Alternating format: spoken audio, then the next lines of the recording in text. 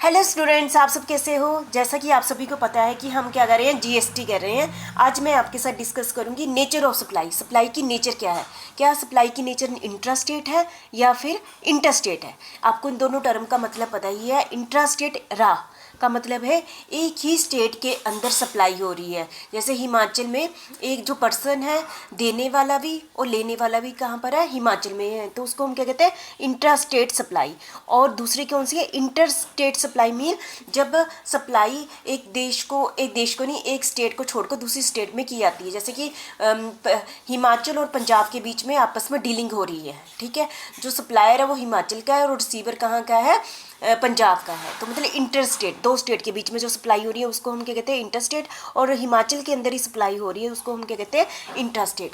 जब भी जीएसटी लगेगा तब हमें सबसे पहले हमें पता होना चाहिए जो सप्लाई है वो इंटर स्टेट है या इंटर स्टेट है। तो उसी के हिसाब से क्या लगता है, टैक्स लगता है, ठीक है। यदि तो इंट्रा स्टेट है तो कौन सा टैक्स लगेगा, आप सभी को पता है, सेंट्रल जीएसटी लगेगा और स्टेट जीएसटी लगेगी। यदि क्या है, इंट्रा है। यदि इंटर है तो एक ही लगता है, क्या, आईजीएसटी, जो हमने लास्ट चैप्टर में पढ़ा।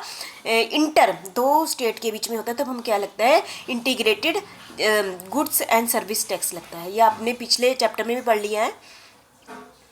फिर से इंडिया में कौन सा सिस्टम चलता है, डबल सिस्टम चलता है, जिसमें सेंट्रल गवर्नमेंट भी लगाती है टैक्स और स्टेट गवर्नमेंट भी लगाती है। कौन सा, जीएसटी, दोनों लगाती है और दोनों ही बराबर लगाती है। ये हमने पहले भी कर लिया है। तो सबसे पहले हमने टैक्स लगाने से पहले कौन सा टैक्स लगेगा, सेंटर का लगेगा, स्टेट का लगेगा, इंटीग्रेटेड जीएसटी लगेगा। तो सबसे पहले हमें पता होना चाहिए नेचर ऑफ सप्लाई कैसी है, कि इंट्रा स्टेट है। इंट्रा मतलब स्टेट के अंदर ही है, मतलब कि हिमाचल के अंदर ही। तो कौन सा लगेगा, central GST and state GST. तो कौन से सेक्शन के अंडर है ये, सेक्शन 8 के अंडर है। और इंटर स्टेट सप्लाई का मतलब क्या है, दो स्टेट के बीच में, जैसे पंजाब और हिमाचल के बीच में सप्लाई जा रही है या आ रही है, तो कौन सा लगेगा, इंटीग्रेटेड जीएसटी लगेगा। ये कौन से सेक्शन के अंडर है, सेक्शन 7। ये हमने अभी लास्ट वाला चैप्टर किया है, ठीक है।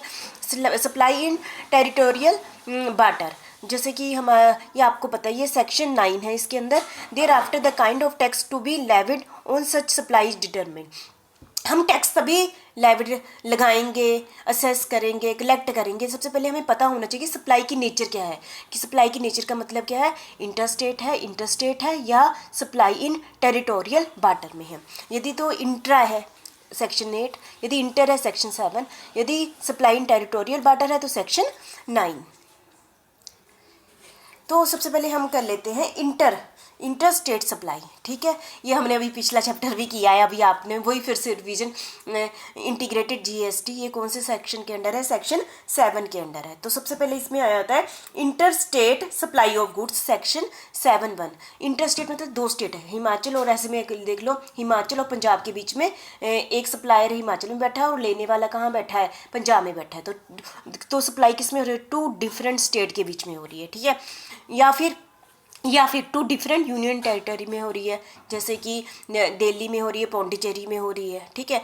और तीसरा क्या है, एक स्टेट है दिल्ली से, एक दिल्ली है, एक हिमाचल है, तो स्टेट एंड यूनियन टेरिटरी में हो रही है, ठीक है। तो आपको पता चल गया, दो स्टेट के बीच में बाउंड्री पार करके जब सामान जाता है, सप्लाई जाती है, तो उसको हम क्या कहते हैं, inter state supply of goods, supply of goods.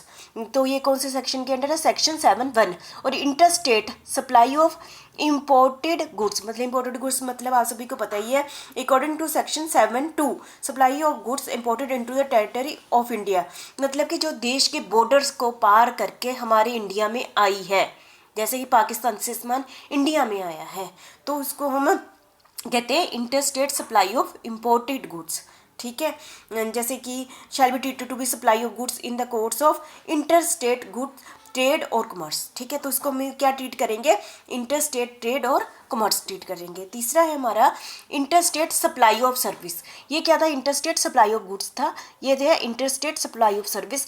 बस फर्क क्या है, यहाँ पर गुड्स थी, यहाँ सर्विस है। बहुत मेन इंपॉर्टेंट सेक्शन चेंज है, सेक्शन 7(1) है या सेक्शन 7(3) है। इसमें मतलब दो इसमें भी सेम ही है, इसमें भी यही है, दो डिफरेंट स्टेट के बीच में सर्विस जा रही है, ठीक है। हिमाचल वाला सर्विस पंजाब वाले को दे रहा है, टू डिफरेंट यूनियन टेरिटरी में हो रही है, स्टेट एंड एक यूनियन टेरिटरी में हो रही है, तो सेम बात ही है। लेकिन यहाँ पर गुड्स जा रही थी, यहाँ की पर क्या जा रही है, सर्विस जा रही है। और यहाँ पर सेक्शन 7(1) था, यहाँ सेक्शन 7(3) है। नेक्स्ट है हमारा inter state supply of imported service. पीछे हमने कौन सा किया सेक्शन 7(2) में inter state supply of imported goods की, यहाँ पर हमने क्या कर रहे हैं, सर्विस कर रही हैं। जब हम पाकिस्तान से क्या ले रहे हैं, सर्विस ले रहे हैं, इंडिया में ले रहे हैं, तो क्या हो गया, ये क्या हो गया, inter state supply of imported good service section 7(4), ठीक है, समझ गए होंगे।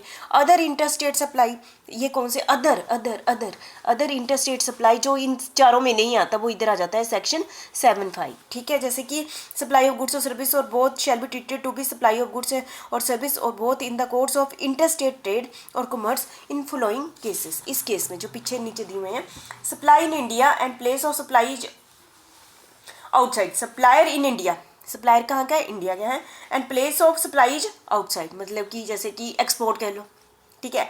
सप्लाई टू और by special economic zone developer और यूनिट, कौन कर रहा है सप्लाई, स्पेशल इकोनॉमिक जोन कर रहा है, ठीक है। और थर्ड है supply not cover under and interstate supply and in section 7, यदि वो कहीं भी अप्लाई नहीं हो रहा तो वो इधर आ जाएगा इंटरस्टेट में, ठीक है। तो आप समझ गए होंगे अभी तक हमने किया सेक्शन 7 किया। सेक्शन 7 क्या, जहाँ पर इंटीग्रेटेड जीएसटी लगता है, जहाँ पर एक स्टेट से दूसरे स्टेट में सामान जाता है, या फिर हम बाहर से इंपोर्ट करते हैं या बाहर को एक्सपोर्ट करते हैं, तो वो कौन से सेक्शन के अंडर आता है, सेक्शन 7 के अंडर आता है। तो इसमें हमने सेक्शन 7(1), 7(2), 7(3), 7(4), 7(5) हमने डिस्कस किया, ठीक है। बहुत ही ईजी था, है ना, ये हमने पिछला चैप्टर भी यही किया है।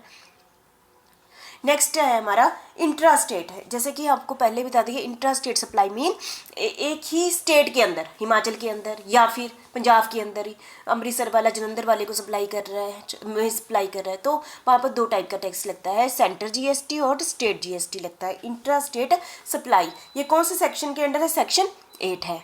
तो इसके intra state supply of goods है ना, सेक्शन 8(1), जैसे सेम स्टेट है, ठीक है, ये या फिर सेम यूनियन टेरिटरी है, तो उसके अंदर सप्लाई की रहे, खरीदने वाला और बेचने वाला उसी स्टेट के अंदर ही है, ठीक है। हिमाचल वाला हिमाचल में ही खरीदा जाता है और जिसको बेचते हैं वो भी हिमाचल में ही है, ठीक है। इसको हम कहते हैं intra state supply of goods कहते हैं, ठीक है। आपको इस पर समझ गए होंगे, ठीक है। और दूसरा है intra state supply of service, यहाँ पर सर्विस आ रहा था, ठीक है, ये गलती से टाइप हो गया।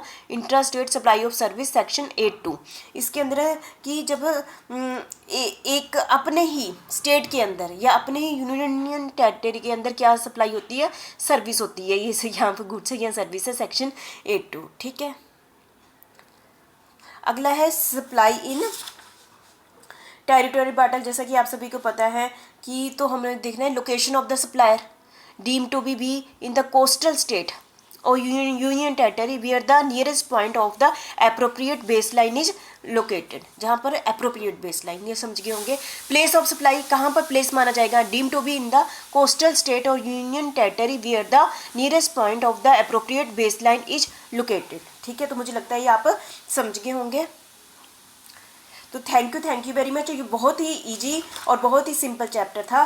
इसमें था नेचर ऑफ सप्लाई। यदि हमने जीएसटी लगाना है तो सबसे पहले हमें पता होना चाहिए, क्योंकि आपको पता है 3 टाइप के जीएसटी हैं, एक सेंटर जीएसटी है, स्टेट जीएसटी और इंटीग्रेटेड जीएसटी है। तो पहले हमें पता होना चाहिए जो सप्लाई है वो किस नेचर की है, ठीक है। यहाँ पर 2 टाइप के, इंट्रा और इंटर। यदि इंट्रा है, स्टेट के अंदर ही है, तो सेक्शन 8 चलेगा। यदि 2 स्टेट के बीच में है तो वो क्या है, यदि 2 स्टेट के बीच में है तो कौन सा चलेगा, इंटर स्टेट चलेगा, वो सेक्शन 7 में है। तो आपने इसको डिटेल में कर लेना, बहुत ही इसके नाम ही और सेक्शन ही तैयार करने, अंदर का मटेरियल आपके इसके हेडिंग से ही पता चल जाएगा, ठीक है। तो आपने ये चैप्टर अच्छे से कर लेना। Thank you very much.